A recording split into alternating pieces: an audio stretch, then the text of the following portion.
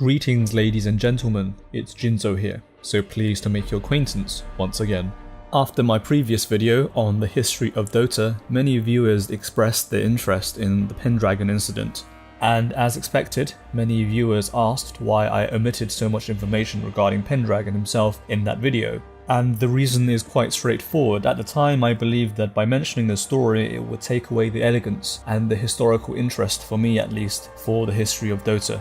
However, as requested by many of the viewers, I will be talking about Pendragon in this video. I will try to remain as impartial as possible throughout this video so that the viewer can come to their own conclusions on Pendragon's actions. Is he a benevolent entrepreneur? Or is he an individual that's only interested in monetary gain and his own self-interest? I'll let the viewers themselves decide on that. Oh, and one more thing, I apologise. I will be linking all the citations and references in the video description below, so if you're interested in them, please check them out as I go through them in this video. To start off the story, we rewind the clock back to March of 2004, when version 3.0D of Dota All-Stars was released by Ginsu. Keeping in mind at this time Yule had already left the development scene, and consequently in April 2004, just 1 month after the release of version 3.0, Clan Dota All-Stars was formed. And in Clan Dota All-Stars at the time consisted of Pendragon, Ginsu and also IceFrog, among others. In October 14th of 2004, Pendragon created DotAAllstars.com. And as described by many Dota players, this website was the heart of the community. Absolutely everything that happened on Dota was discussed on this forum. In the years that followed, the site turned from a small forum with only 30,000 users to a massive community with over 1 million visitors every month, 1 million page views every day, and a staff of over 100 volunteers. It sounded great, but what went wrong? Well, to start off with, at the time there wasn't really any money involved in Dota. None of the developers were being paid, so very quickly Ginsu lost interest as the lead developer for Dota All-Stars. Finally, on February 28th of 2005, shortly after the 6X series is released, Ginsu announces his departure, and IceFrog along with Nakus takes over development. This was less than 1 year since the release of the original Dota All-Stars version 3.0D by Ginsu. 11 months to be exact. However, Nakus posted on Reddit, and in his own words, "The role I played in Dota's development was as a bridge between Ginsu and IceFrog. Essentially, what had happened was Ginsu had withdrawn from much effort on the map, having started a colossal upgrade but then having lost interest in the meantime. After a period of this, it was obvious the map was dying. Without updates or attention, I forcibly took over the project from Ginsu."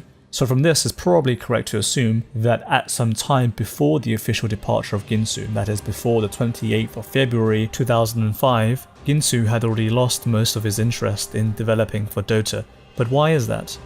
Well, in 2005, the idea of League of Legends was just being materialized. The game's developer Riot Games was co-founded by Rise and Trundamere, who were roommates while they attended the University of Southern California. They also partnered with Ginsu, the previous designer of the popular Warcraft 3 The Frozen Throne custom map, Defense of the Ancients. The idea of a spiritual successor to Defense of the Ancients was that it would be its own standalone game with its own engine, rather than another mod of Warcraft 3 began to materialize at the end of 2005, aka around the time when Ginsu decided to leave Dota All-Stars. You may now be wondering, where does Pendragon fit in all of this? Well, let's first of all see what Nakus has to say about Pendragon. And the reason why Nakus is a reliable source is because he isn't being paid by anyone, he has no ulterior motive, and nor does he work for anyone to do with Dota or Riot Games today. So on Reddit, Zagyul asks the question 2 years ago, "What's your opinion on the Pendragon incident?" To which Nakus replies, "When I was heading the project, I did work with Pendragon a fair bit, as he was in charge of the website and such. I don't exactly know where he got the money to do it. I kind of considered it wizardry on his part." So it seemed like the 18-year-old Pendragon was very good at managing money. I do recall one particular incident in which he approached me over renaming Razor to Razor with an E for advertisement money. I vetoed that since it didn't feel right to me. But as we know, eventually Nakus leaves the development team of Dota All-Stars and IceFrog takes charge. This continues for around 2 years until we hit 2008. This is when things takes a turn for the worst. So let's be fair about this and let's have a look at Pendragon's take on all of this. So he begins by writing a letter to the Dota community. I've already paraphrased the first 2 paragraphs and let's start with the third. In the summer of 2002, I met Ginsu in real life for the first time. He and his boss, who I can only assume to be Rise or Trundamir, were in town and they wanted to meet up and go out for a steak. How could I say no? I soon learned that they were working on a game based on Dota, free from all the limitations of the Warcraft 3 engine and Battle.net. Several months after meeting them, and after several trips to their offices to learn more about the project, I joined the Riot Games team working on League of Legends. When I first joined the team in September of 2008, my original intent was to work on League of Legends full-time and continue to build DotaAllStars.com into an awesome thriving Dota community after IceFrog's departure. Now this final sentence is what I have a problem with. I quote, after IceFrog's departure. We will discuss IceFrog's statement to this later, but that happened in May of 2009. However, if Pendragon truly did have the intent of making Dota All-Stars into a quote, thriving community, then I find it inconceivable that a genuine human being could do all these things. Let me list them out to you. Let's see what Regan, one of the original founders of Dota, had to say about this. Towards the end of its lifespan, Pendragon had been reported spending time with a corporate entity and had been doing certain interviews. As days passed, it came to light that Pendragon had something up his sleeve that would blow Dota out of the water. The first mention of League of Legends came upon Pendragon himself, shamelessly promoting his new game within the confines of Dota All-Stars. Yes, the website was partly his, but we could all see that he helped develop the community to use it as an audience to lead to League of Legends. Well, if you don't want to take his words for it, just look at the ad itself on the Dota website. League of Legends, why play League of Legends? No more disconnections, obnoxious hackers, total inver matches, annoying leavers, creating an acronym vertically that states Dota. So if Pendragon was allowing these sort of ads to go on the Dota All-Stars website, what does that say about his motive? Keep in mind that IceFrog left Dota All-Stars in 2009, and Pendragon stated that when IceFrog left, he still had the intention of making Dota All-Stars a thriving community. Now, if you're still skeptical and not willing to believe the citations that I've cited, let's go on to the United States Patent and Trademark Office, and this is the government website. Hopefully this will be reliable enough. And let's have a look at the Valve vs Blizzard 2011 inquiry. In section 21, according to Blizzard Entertainment, in addition to the foregoing, in or about October 2004, 2 Warcraft fans, Steve Feek and Steve Mescon, which are Pendragon and Ginsu, launched the internet website DotaAllStars.com. Now the important part here is at the bottom. In 2008, Feek and Miscon each assigned all of their rights in and to the Dota mods and the Dota All-Stars website to Dota All-Stars LLC. In 2010, Dota All-Stars LLC was purchased by Riot Games Inc. So Pendragon decided himself that him and also Ginsu owned the entirety of the website and everything within it, and then decided that it would be a great idea to sell it to Riot Games. Also, of course, advertising on the website and degrading Dota at the same time. So let's go back to Pendragon's original letter. So here he says that, while I originally intended to leave this out of the letter, in light of the fact that this information is now out in the open, I think it's important to set the record straight. Many believe that IceFrog left because I wanted to commercialize, and he did not. In reality, I had learned that IceFrog had been secretly working for S2 Games after conducting a series of meetings where he was attempting to sell a full Dota game concept to a number of companies, including Riot. The differences of opinion that we had were merely that I chose to be transparent and honest about the project that I was working on and the direction my career was going. So as Pendragon suggested, by being completely open and transparent with his opinions, he decided to shut down without prior notice the entire DotaAllStars.com website. Oh, and of course to place a League of Legends advertisement in its place. And in response, IceFrog replies with this: as a result of some differences, I am no longer affiliated with the DotaAllStars.com website. As of today, I am starting a new community site for Dota. I think it is more valuable to the players, though if I focus most of my time on developing and improving the game, so I'm here to reach out and ask for help on this. I believe that with some organization, the community has some very talented people that can help build a site to serve their interests and needs. And meanwhile, at the Riot headquarters, Pendragon decides to play a game of League of Legends. This is not photoshopped, you can see the original source. Naked Knight says, they have a random thing right there for a reason. Pendragon replies with I'm just going to suspend you for 3 days. What? Peace. Is that ... the real Pendragon? Yes. Access temporarily restricted. Our apologies, your summoner has been temporarily logged out due to a player support modification to your account. Please try again in 5 minutes. So Pendragon decided to ban a player that was on his team for randoming. Well, it's something which is within the game, of course. What does that say about Pendragon's personality? Cavalierish, much? Now, at this point, it's unsurprising that the Dota community is furious with Pendragon for shutting down the website. But what's the motive behind it?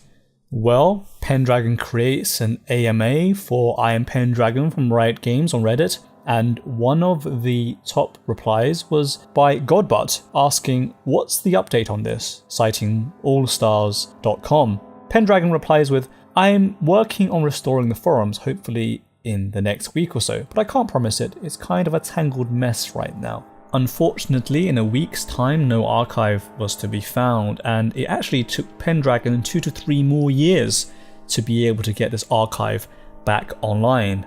Just out of my personal experience, to back up and re-upload an archive of a forum, regardless of how big, it would have only taken you a week at most for somebody that even remotely knows what they're doing. So what was Pendragon hiding? Well, this is what he was hiding. A post was submitted, access to the old DotaAllStars.com to be restored, most likely as a read-only. But the more interesting comment is by Infinite Vox below. Oh thanks, 3 years later. Oh well, now I can finally prove that I was the creator of Teemo and Rammus, and that your development team went through the Dota hero/ability/item suggestions and it for ideas for your game. Thanks so much for that. A little credit would have been nice, but instead you took the forums down so no one would know what you did. And even if they did know, they'd have no proof. So in other words, a lot of people were very, very angry at Pendragon because it was obvious that League of Legends and their developers plagiarized the original Dota forums for ideas while it was down, then re-uploading it to the archives and taking out all of the hero concepts to which they copied from. Does it end there, you ask? No, not quite. We now go back to the Dota trademark dispute between Blizzard and Valve. Keeping in mind that during all this time, Pendragon wants the Dota community to thrive. So, by helping Dota thrive, Pendragon and Ginsu goes ahead and they have an interview with PC Gamer. So the interviewer asks them from PC Gamer a few questions about the trademarking and the ownership of Dota. Ginsu replies with, I was aware that trademarking the name was possible, but originally I had no intention of filing for any Dota related trademarks because Dota is owned by the community. Dota is a mod that many people have contributed to, not a single person or development team like most typical games. As soon as you step away and create a new game, like we at Riot Games did with League of Legends, it is no longer Dota. After all, Dota wouldn't be where it is today without the many contributions the community has made over the years. Neither Pendragon, Riot Games, nor I have any desire to dictate the future of Dota, except that Ginsu and Pendragon decided to register Dota All-Stars, proclaimed that they owned it, sold it to Riot, and now claim that they don't want to dictate the future of Dota. And the rest of this interview is just Ginsu and Pendragon talking about how Dota should belong to the community. But then if you go back onto the lawsuit on the government website, it states clearly that Riot Games sells the trademark of Dota All-Stars to Blizzard in 2011 so that Blizzard would have an upper hand in trademarking the title, because not only did they own Warcraft 3, now they own DotaAllStars.com. So, as you can see in this interview with PC Gamer, both Pendragon and Ginsu have lied through their teeth, in that they don't want to dictate the future of Dota, whereas by shutting down the website, plagiarizing from it, archiving it, and then proclaiming it that everything belongs to them, then selling it off to Riot, and then consequently Riot selling Dota All-Stars to Blizzard Entertainment. And in all of this, regardless of how impartial I would like to be as promised at the beginning of the video, it's hard for it to not leave a sour taste in our mouths.